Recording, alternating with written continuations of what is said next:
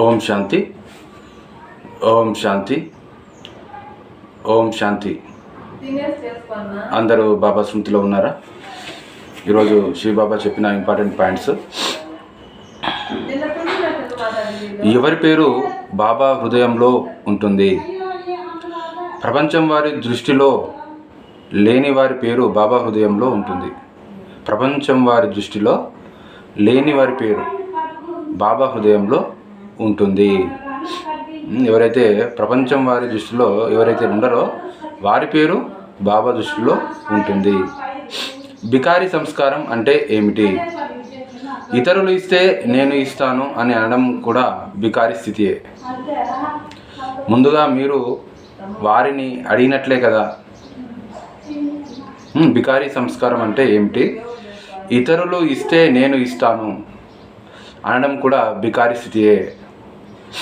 ముందుగా మీరు వారిని అడిగినట్లే కదా, వారిని అడిగినట్లే కదా, వాళ్ళు ఇస్తే మేము ఇస్తామని అనడము అంటే మీ ఉండి ఉద్దేశం అనేది స్వతహాగా లేదన్నట్టు. వేరే వాళ్ళు ఇస్తే ఇస్తారన్న భావనలో ఉన్నారు కాబట్టి వాళ్ళని మీరు అడిగినట్టే కదా అని దాని యొక్క అర్థం అన్నట్టు. నెక్స్ట్ ప్రశ్న, బ్రాహ్మణులు పాదం పెట్టిన చోట ఏ అద్భుతం జరుగుతుంది? బ్రాహ్మణులు పాదం పెట్టిన చోట ఏ అద్భుతం జరుగుతుంది? బ్రాహ్మణులు పాదం పెట్టిన ప్రతి చోట ఎవరో ఒకరైనా బాబా పిల్లలుగా అవుతారు. బ్రాహ్మణులు పాదం పెట్టిన చోట ఎవరో ఒకరు ఖచ్చితంగా బాబా పిల్లలు అవుతారు అని బాబా చెప్తున్నారు. ఎంత చెడ్డవారినైనా మార్చే విధానం ఏమిటి? ఎంత చెడ్డవారైనా మార్చే విధానం ఏమిటి? చెడ్డవారు మీ దగ్గరకు సలహాకు వచ్చినప్పుడు మీరు చెడ్డవారు అని అంటే అగ్నిలో నూనె వేసినట్లు. మీరు మంచివారే కానీ ఈ చిన్న లోపాన్ని తొలగించుకోండి అని చెప్తే వారిలో ఉన్న మంచికి ప్రోత్సాహము ఇస్తే అప్పుడు వారికి తమలో ఉన్న చెడును తొలగించుకునే ధైర్యం వస్తుంది. బాబా ముందుకు ఎవరైనా వచ్చి నేను సత్యమేనా అని అడిగితే మీరు సత్యమే అని చెప్తారు. ఎందుకంటే ఆ సమయంలో వారికి శక్తి ఉండదు. ఆ తర్వాత ఏది సత్యమో ఏది అసత్యమో మురళిలో చెప్తారు. చూడండి బాబా చెప్తారు ఈ పాయింట్. చెడ్డవారు మీ దగ్గరకు సలహా వచ్చినప్పుడు మీరు చెడ్డవారు అని అంటే అగ్నిలో నూనె వేసినట్టు అవుతుంది. అగ్నిలో నూనె వేసి ఏమవుతుంది? ఇంకా మంటలు అంటుకుంటాయి. అనుకుంది మీరు మంచివారే కానీ చిన్న లోపాన్ని తొలగించుకోండి అని చెప్తే వారిలో ఉన్న మంచికి ప్రోత్సాహము ఇస్తే అప్పుడు వారు తమలో ఉన్న చెడును తొలగించుకునే ధైర్యం వస్తుంది. వాళ్ళలో ఏముంది? ధైర్యం అనేది లేదు వాళ్ళకి. వాళ్ళలో ఏమున్నది అంటే ఒక ఇన్ఫీరియారిటీ కాంప్లెక్స్, తక్కువతనం అనే భావన అనేది ఉంది. వారిని ఒక పాజిటివ్గా ఆలోచన చేస్తూ ఒక సకారాత్మక ఆలోచనగా వారితో వ్యవహరిస్తూ ఉంటే వాళ్ళు ఆశావాదం అనేది ఆశ అనేది రేకెత్తించిన వాళ్ళం అవుతాము.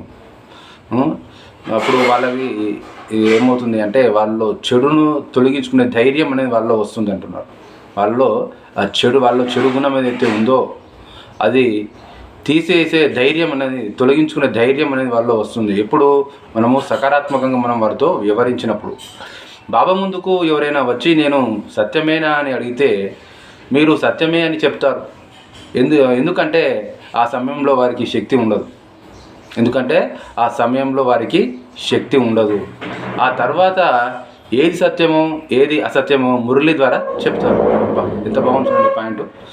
బాబా దగ్గరికి ఎవరైనా వచ్చి అడిగితే నేను సత్యమేనా అడిగితే మీరు సత్యమే అని చెప్తారు. ఎందుకంటే వారి మనసును బాధ పెట్టకూడదు ఆ సమయంలో. ఆ సమయంలో వాళ్ళకి శక్తి అనేది ఉండదు. వాళ్ళని ఆ సమయంలో మనము ఉన్న విషయం చెప్పినామనుకుంటే వాళ్ళు ఏమైపోతారు అంటే వాళ్ళు మనసు బాధపడుతుంది, వాళ్ళు కుంగిపోతారు. కుంగిపోతారు ఒకటేసారి డిప్రెషన్లోకి వెళ్ళిపోతారు, కుంగిపోతారు. అప్పుడు వారు సత్యమే అని చెప్తారు. తర్వాత ఏం చెప్తారు? ఏది సత్యమో తర్వాత మురళి ద్వారా చెప్తారు అని బాబా చెప్తున్నారు. కోరిక దేనిని సమాప్తం చేస్తుంది? కోరిక అనేది తపస్సును సమాప్తి చేస్తుంది. కోరిక ఏం చేస్తుంది? మన యొక్క తపస్సుని సమాప్తం చేస్తుంది అని బాబా చెప్తున్నారు. కోరికలు అనేటివి ఉండకూడదు. తపస్సు చేసినంత వృధా అయిపోతుంది.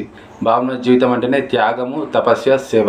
త్యాగం ద్వారా భాగ్యం తయారవుతుంది, తపస్సు ద్వారా శక్తి వస్తుంది, మరియు సేవ ద్వారా జీవితం తయారవుతుంది. నిన్న కూడా బాబా మంచి పాయింట్ చెప్పారు, జ్ఞానము, యోగము, ధారణ, సేవ. జ్ఞానం అనేది చాలా ఉన్నతమైనది, యోగం అనేది చాలా శ్రేష్టమైనది, ధారణ అనేది ఇప్పుడు చాలా అవసరం ఉన్నది, మరియు సేవ అనేది మన కర్తవ్యం అని బాబా చెప్పారు.